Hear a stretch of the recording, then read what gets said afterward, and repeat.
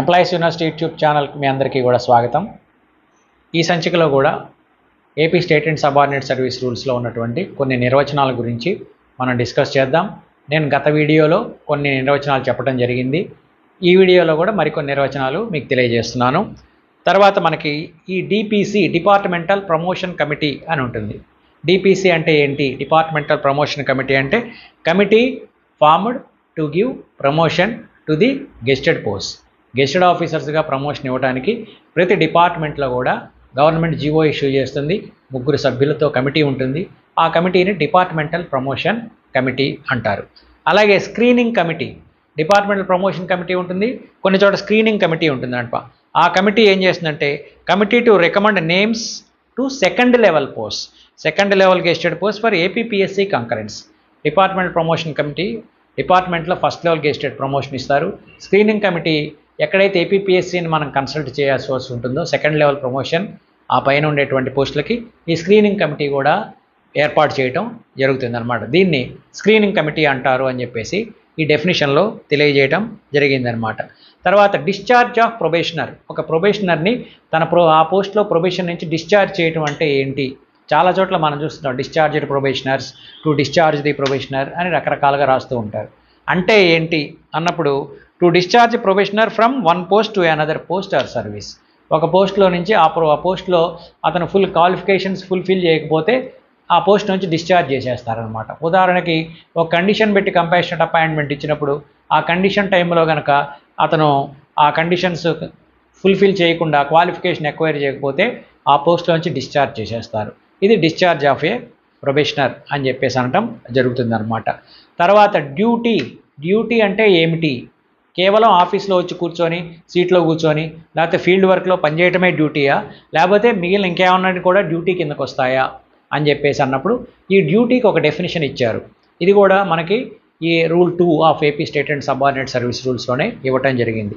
Duty అంటే మనము రెగ్యులర్గా మనకి ఇచ్చినటువంటి డ్యూటీ, ఫీల్డ్ వర్క్ కానీ ఆఫీస్ వర్క్ కానీ డ్యూటీలో ఉన్నప్పుడు దాన్ని డ్యూటీ అంటారు. అలాగే మన డ్యూటీకి సంబంధించినటువంటి ట్రైనింగ్లో ఉంటే ఆ ట్రైనింగ్ పీరియడ్ని కూడా డ్యూటీ కింద ట్రీట్ చేయటం జరుగుతుంది. అలాగే కొంతమంది మన సర్వీస్లో హయ్యర్ ఎడ్యుకేషన్ ఎక్వైర్ చేయడానికి ట్రైనింగ్కి వెళ్తారు, హైయర్ ఎడ్యుకేషన్ ఎక్వైర్ చేసుకోవాల్సి ఉంటుంది. అటువంటి ఆ పీరియడ్ని కూడా డ్యూటీ కింద ట్రీట్ చేయటం జరుగుతుందన్నమాట. అలాగే వెకేషన్ డిపార్ట్మెంట్లో వెకేషన్ ఉంటుంది. ఉదాహరణకి విద్యాశాఖ తీసుకుంటే సమ్మర్ హాలిడేస్ ఉంటాయి, దసరా హాలిడేస్ ఉంటాయి, సంక్రాంతి వెకేషన్ ఉంటుంది. ఈ వెకేషన్ పీరియడ్ని కూడా డ్యూటీ కిందే ట్రీట్ చేయటం జరుగుతుందన్నమాట. అలాగే హాలిడేస్, పబ్లిక్ హాలిడేస్ ఉంటాయి, Sundays, second Saturdays, public holidays అన్నీ కూడా డ్యూటీ కిందే ట్రీట్ చేయడం జరుగుతుంది. అందుకనే మనకి పబ్లిక్ హాలిడేస్లో కూడా డ్యూటీ కింద ట్రీట్ చేసి మనకి జీతం ఇస్తారు.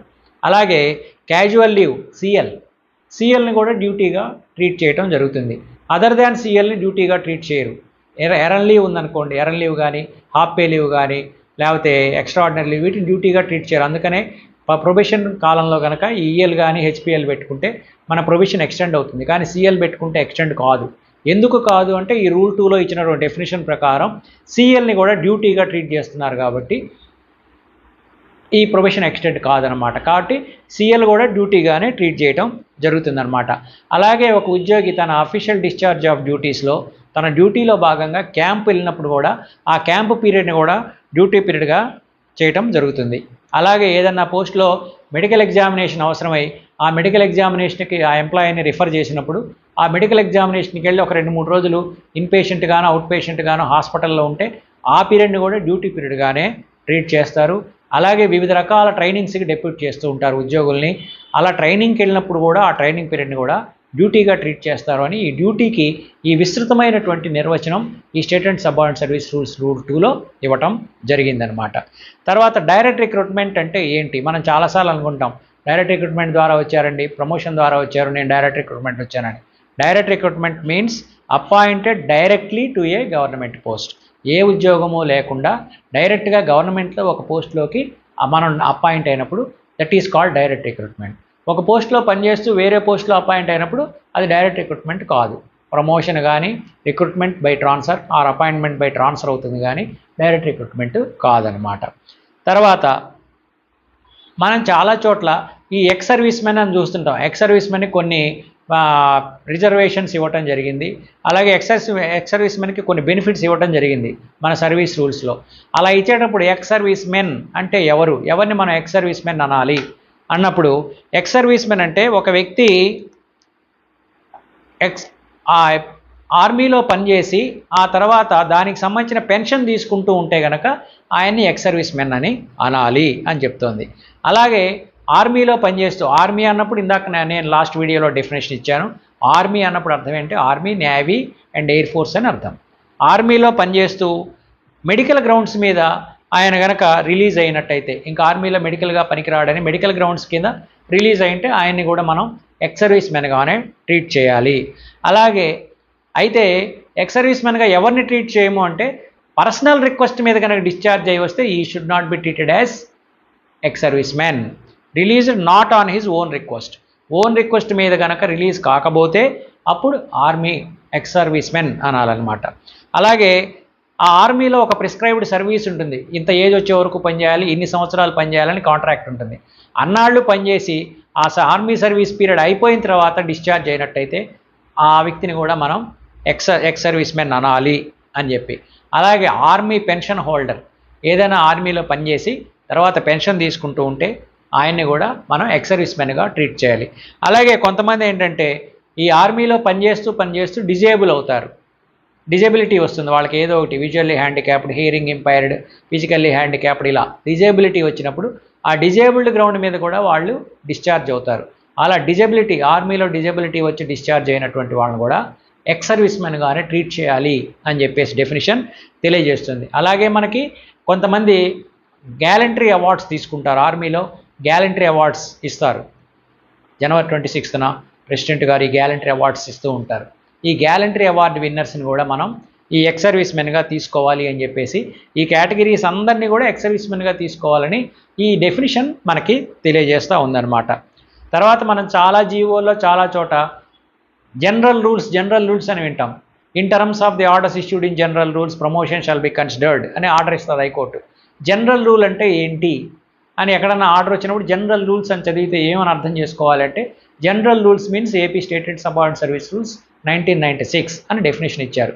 కాబట్టి ఒక కోర్టు ఆర్డర్లో హైకోర్టు ఈ shall be considered for promotion in terms of the provisions contained in general rules అని ఆర్డర్ ఇస్తే, జనరల్ రూల్స్ అంటే ఏంటి అన్నప్పుడు AP state and subordinate service rules అని మనం అర్థం చేసుకోవాల్సినటువంటి అవసరం ఉందన్నమాట.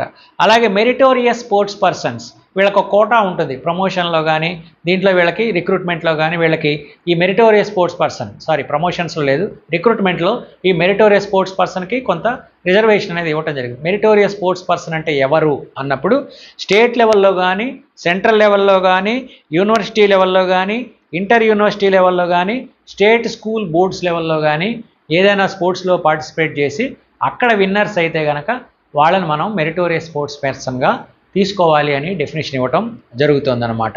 తర్వాత చాలామంది చాలాసార్లు మనం రోజు వింటూ ఉంటాం officiating post, officiating in a post, officiating person అని వింటూ ఉంటాం. ఈ అఫిషియేటింగ్ అంటే అర్థం ఏంటి? సబ్స్టాన్షివ్ పోస్ట్, అఫిషియేటింగ్ పోస్ట్ అని ప్రతి చోట మనం చదువుతూ ఉంటాం. ఈ అఫిషియేటింగ్ అంటే పర్సన్ అంటే ఒక పర్సన్ని is officiating in the post of senior assistant అంటే అర్థం ఏంటంటే సర్వీస్ నాట్ రెగ్యులరైజ్డ్. ఒక వ్యక్తి యొక్క సర్వీస్ రెగ్యులరైజ్ కాకపోతే ఆ వ్యక్తిని is officiating in that post అని చెప్తాం అన్నమాట. సర్వీస్ రెగ్యులరైజ్ అయిన తర్వాత ఆయన సబ్స్టాన్సివ్ పోస్ట్లోకి వచ్చినట్టు లెక్క. సో సర్వీస్ నాట్ రెగ్యులరైజ్డ్ అయితే ఈజ్ అఫిషియేటింగ్ అని అర్థము అని డెఫినేషన్ ఇవ్వటం జరుగుతోందన్నమాట. అలాగే ప్యానల్స్ అని ఉంటుంది. ప్యానల్ ప్రిపేర్ చేశారు. 24-25 ప్యానల్ ఇయర్, 23-24 ప్యానల్ ఇయర్, ఇలా మనం చదువుతూ ఉంటాం ప్రమోషన్స్ ఇచ్చేటప్పుడు. ఈ ప్యానల్ అంటే ఏంటంటే list of candidates approved for regular appointment. మనకి సీనియారిటీ లిస్టులో నుంచి ఎలిజిబుల్ పర్సన్స్ని తీసుకొని ఆ రేషియో ప్రకారం మనము కొంతమంది రెగ్యులర్గా అపాయింట్ చేయడానికి క్వాలిఫికేషన్స్ ఉన్న వాళ్ళతో ఒక లిస్ట్ తయారు చేస్తారు ప్రమోషన్ ఇవ్వడానికి. దాన్ని ప్యానల్ అంటారు. ఉదాహరణకి సీనియారిటీ లిస్టులో ఒక 10 మంది ఉంటే అందులో మొదటి వ్యక్తి ఫుల్లీ క్వాలిఫైడ్ అయితే ఆయన్ని ప్యానల్లోకి తీసుకుంటారు. రెండో వ్యక్తి డిపార్ట్మెంట్ టెస్ట్ పాస్ కాకపోతే ఆయన్ని ప్యానల్లోకి తీసుకోరు. మూడో వ్యక్తి మీద ఏదన్నా క్రిమినల్ కేసులు, డిసిప్లినరీ కేసులు ఉంటే ప్యానల్లోకి తీసుకోకపోవచ్చు. నాలుగో వ్యక్తి ఫుల్లీ క్వాలిఫైడ్ అయితే ప్యానెల్లోకి తీసుకుంటారు.